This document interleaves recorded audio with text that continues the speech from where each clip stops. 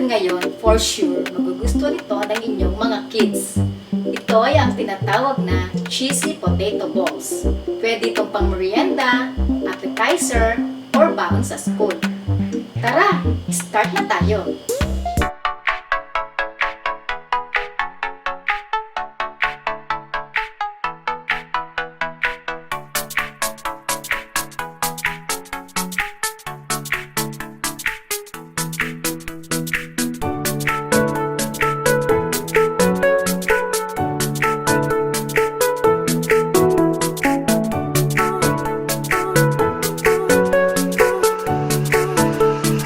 Ito ang ating mga ingredient. Breadcrumbs, 2 pieces eggs, cheese cut into cubes, 2 tablespoon cornstarch, 2 tablespoon all-purpose flour, 25 grams unsalted butter, 1/2 teaspoon garlic powder, cooking oil, 1/2 kilo potatoes, 1/2 teaspoon black pepper, and 1 teaspoon salt.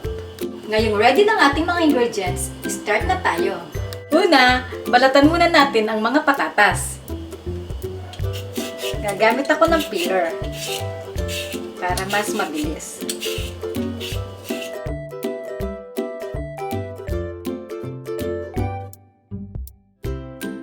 Ngayong nabalatan na natin ang ating mga patatas, ikakat naman natin ito.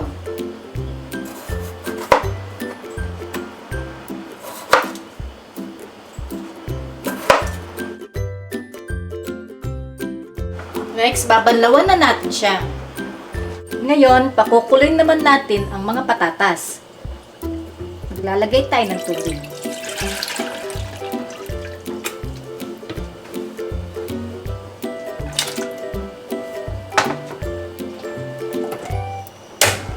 Hintayin lang natin silang lumambot. Medium high ang apoy. Takpan muna natin siya.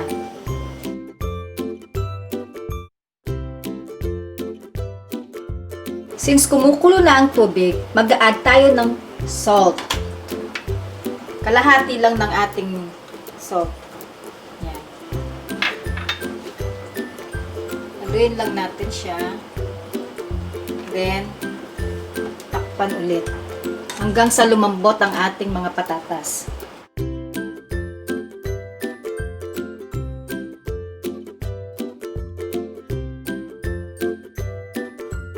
Check muna natin kung malambot na ang ating mga patatas.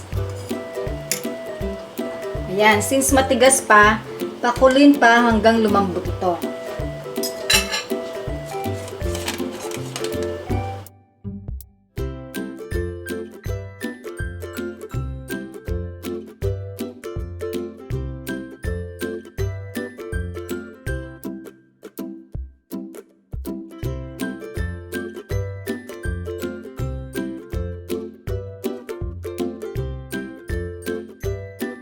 One eternity later.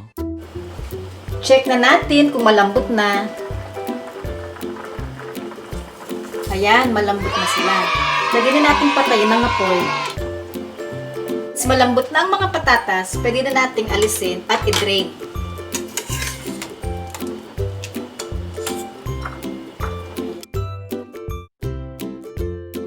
I-cool down muna natin sila bago natin i-mash.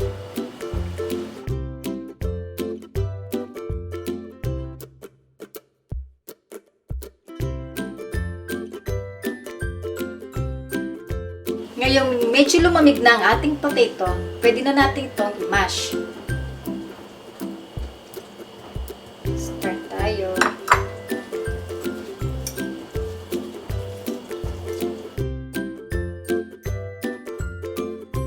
Yan, dapat pino sila.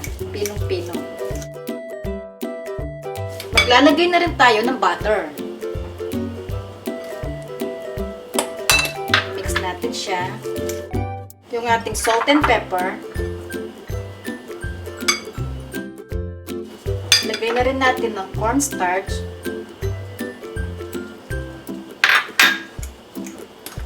Yan, nagwaluin lang siya. Lagay na rin natin ng flour.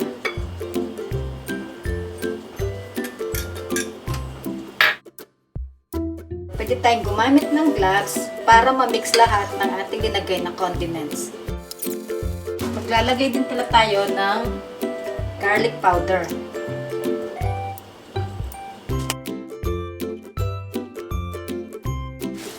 Since na-mix na lahat ang ating mga condiments or ingredients, pwede na tayong mag-start mag-bilog. Gagawa tayo ng balls. Yan. Isang kutsara na mashed potato, or depende sa inyo kung gaano kalaki ang gusto ninyo, basta yung ma-cover yung cheese. Ito, maglalagay tayo ng cheese. Yan. Ulit-ulitin lang ang paggawa. Kung hirap kayo sa gloves, pwede rin yung walang gloves. Basta malinis lang ang kamay. Ganito siya. Ulit-ulitin lang ninyo.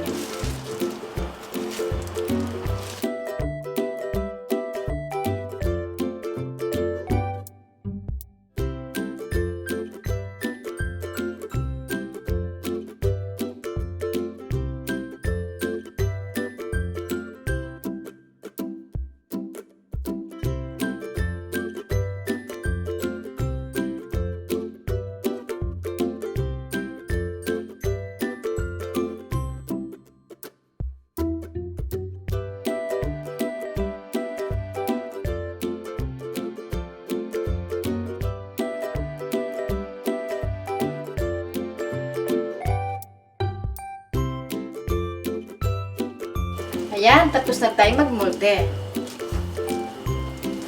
Yun, ibit na natin ang egg para sa pang-coat. After natin nabit ang eggs, magko-coat na tayo. Una, ilagay natin dito sa egg. Then, pagugulong natin sa breadcrumbs.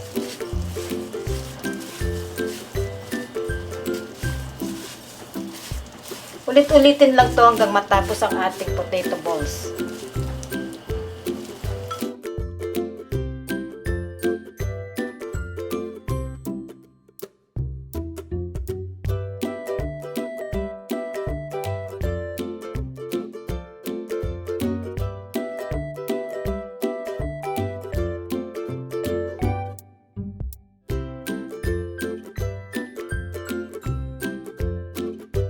Ngayon tapos na tayong mag-coat, ready to fry.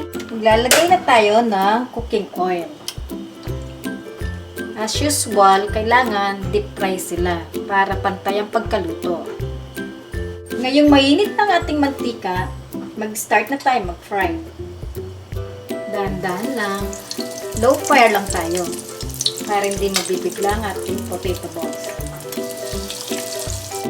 Lutuin lang natin to hanggang mag-golden brown. Ayan, golden brown na sila. Pwede na natin silang alisin at ilagay sa tissue paper para i-absorb ang excess na mantika.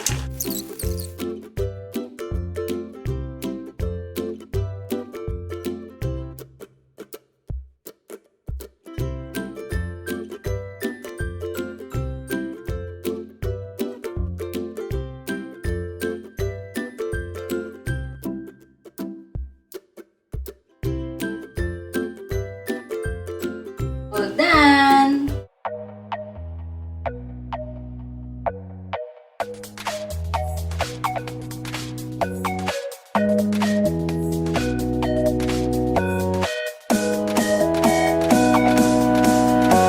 Tikman natin.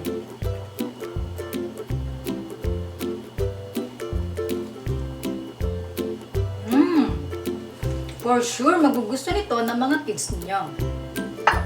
Thank you for watching! Don't forget to like, share, subscribe, and click the notification bell for more updates. See you next vlog! Bye! The notification bell for more updates. See you next vlog! Thank you for watching! Don't forget to like,